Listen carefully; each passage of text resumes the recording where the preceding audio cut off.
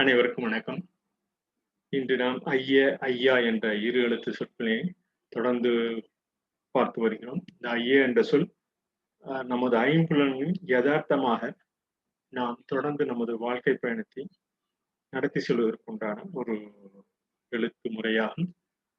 பெரும்பாலும் நாம் இந்த பதிவில் கூறுவது போல் ஐம்புலன்களின் யதார்த்தமாக கொண்டு செல்வதற்கு நாம் மற்றவர்கள் புரிந்து நடந்து கொள்வதற்கு நாம் எழுப்பும் ஒலி வரி வடிவம் பெற்று எழுத்து வடிவமாக ஐய, ஐயா என்ற எழுத்து வடிவமாக தொடர்ந்து பயந்து வருகிறோம் என்பதனை நாம் அறிய வேண்டும்.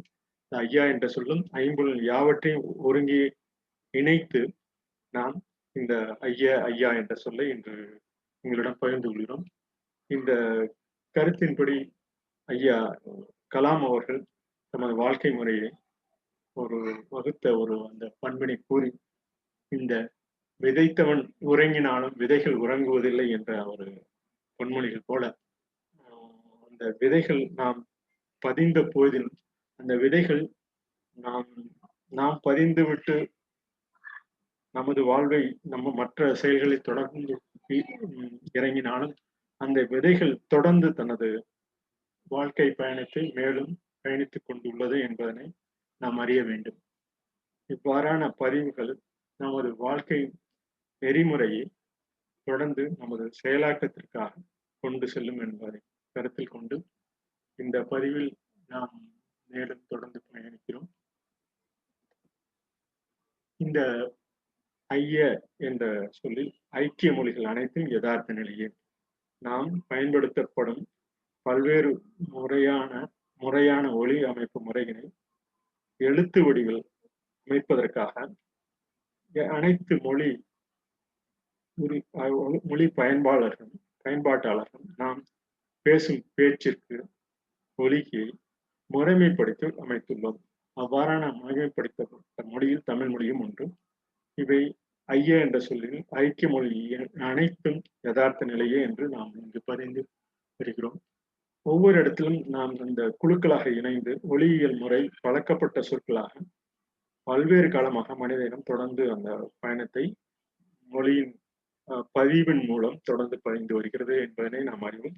அவ்வாறான தமிழ் மொழியும் ஒன்று.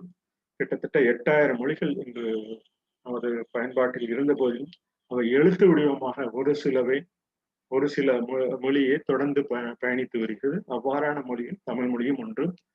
இந்த தமிழ் மொழி ஊக்கம் பெற இந்த பதிவு மேலும் சிறப்புடையதாக இருக்கும் என்று கருதுகிறோம். இவ்வாறான பதிவு நமக்கு ஆங்கில மொழியிலும் தொடர்ந்து இந்த பயணத்தை மேற்கொண்டு வருகிறோம். நமது உடலின் பயன்பாடு இவையும் நமது அறிவினை உணர்வினை உணர்த்தக்கூடிய ஒரு பண்பு. அவ்வாறான பண்பு நமது உடலின் உறுப்புகளும் ஐக்கியமாக இணைந்து நமது மொழியினை பயன்பாட்டினை தொடர்ந்து நாம் பயணித்து வருகிறோம். நாம் அறிந்து கொள்ள முடிவது இது எல்லா உயிர்களுக்கும் பொருந்தியவை என்றாலும் மனித இனம் தொடர்ந்து இதன் சிறப்பினை எழுத்து வடிவிலும் தொடர்ந்து பயிர்ந்து வருவது மனித இனத்திற்கே உண்டான ஒரு சிறப்பாகும். இந்த ஐய என்பதன் படி ஐக்கிய மொழியாக நாம் கருதி தமிழ் மொழியில் நிலைத்து நிற்க இவ்வாறான ஒளியன்கள் எழுத்து வடிவமாக இதுவரை நாம் தாழ் வரை பயின்றுள்ளோம். கல்லில் பதிந்து, ஏட்டினில் பதிந்து, அவை தாளினில் பதிந்து, கணினி போன்றவற்றிலும் தொடர்ந்து நாம்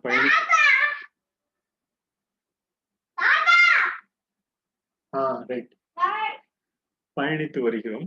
இவ்வாறான கணினி எணினி கட்டமைப்பு மின்சக்தி இயக்கம் வாய்ந்ததாக கருப்பொருளாக நாம் உருவாக்குகிறோம். இவ்வாறான ஐய என்ற பொருளின் இயக்கத்தக்க நொய்ய அழகிய நுண்ணிய இறக்க குறி கொண்ட வியப்பு குறியுடன் இழிச்சொல்லுடன் இந்த ஐய என்ற சொல்லினை நாம் பயன்படுத்தலாம். இவ்வாறான பயன்படுத்தும் மொழிகள் நாம் உயிர் வாழ்வதற்கு உண்டான ஒரு சிறந்த அமைப்பாகும். இவற்றினை கலித்தொகை தீம்பொரும் பொய்கை ஆமை இளம்பார்ப்பு தாய்முகம் நோக்கி வளர்ந்த சினா ஆங்கு அதுவே ஐயனின் மார்வே அறிந்தனை ஒழுகுமதி அரணும் மாறதுவே. இவ்வாறான மொழியினை அந்த பாட்டில் பகிர்ந்துள்ளார்கள். அவற்றின்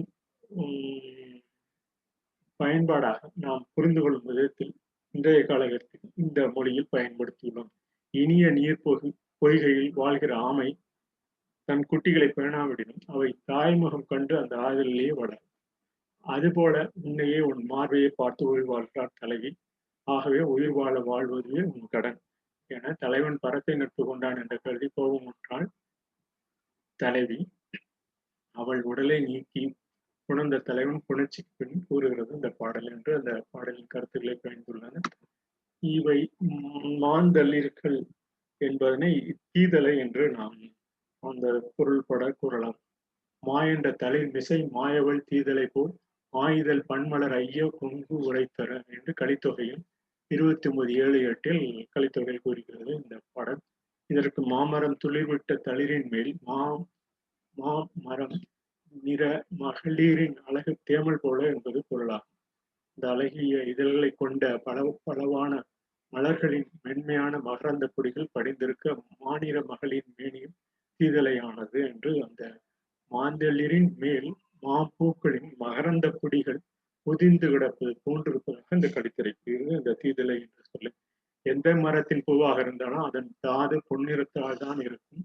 மாந்தர்களின் மீது உதிர்ந்த பூந்தாதுக்கள் சரிந்து துகள்களான ஒரு நேர்கோடாக பொன்னிறத்தில் எண்ணிக்கொண்டிருப்பதே தீதலையாகும். அதாவது மாந்தளிர் அந்த பூ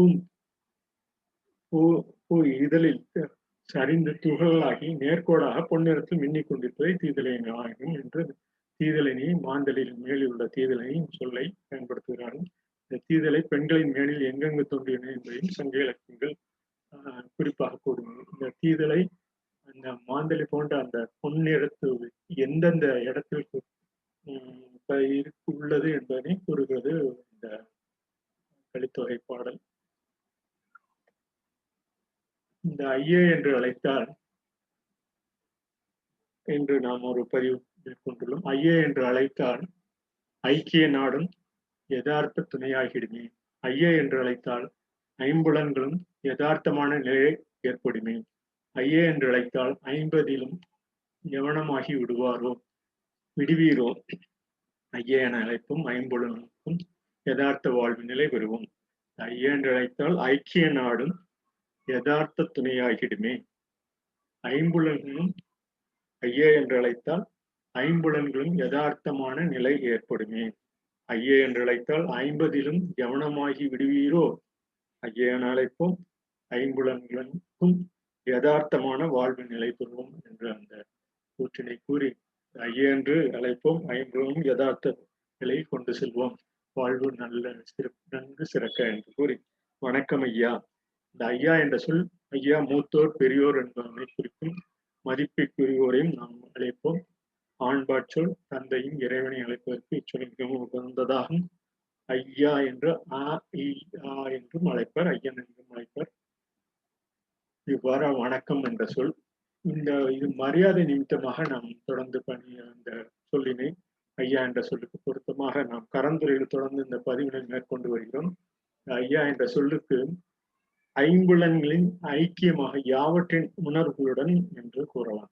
ஐம்புலன் ஐக்கியமாக யாவற்றின் உணர்வும் நமது உடல் அந்த ஒருங்கிணைத்து இந்த கூற்றினை கூறும்போது நமது அந்த ஐம்புலன் ஐக்கியமாகி நாம் ஒருவரை கூப்பிடும்போது அதற்கு உண்டான சிறப்பு மிகவும் மரியாதை நிமித்தமாக கூடும்போது நமது உடல் அமைப்பும் அந்த அவர்களுக்கு கூறுவதற்கு ஒரு ஒத்துழைப்பாக இருக்கும் என்று நாம் ஐம்புலனின் ஒருமை சொல் அந்த ஐயா என்று அழைப்பதும் அவளுடைய அழைக்கும் போதே அந்த ஒருமைப்பாடு உணர்த்து பண்பாக நமது தமிழ் மொழியில் உள்ளது என்பதை உடலும் உள்ளமும் ஒருங்கிணைத்து மரியாதை கலந்த அந்த சொல்லாக நாம் ஐயா என்ற சொல்லை நாம் பயன்படுத்துகிறோம்.